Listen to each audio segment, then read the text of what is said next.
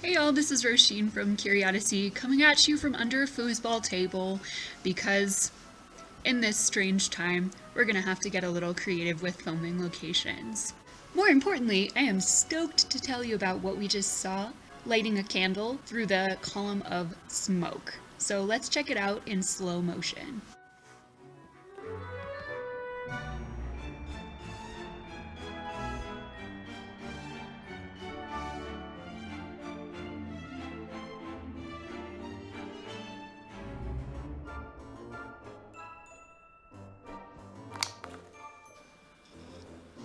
Hold on, I think I need to see that again.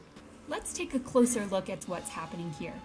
When we put out the candle, you can see that there's a column of ash. That's the byproduct of everything that's burning in the candle, things like wax or maybe part of the wick.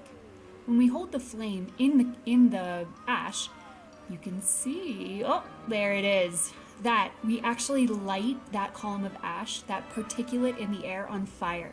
And it leads back to the wick, and there you go. We're gonna get through this shelter in place together with my two favorite things, science and sustainability. And remember, please do try this at home.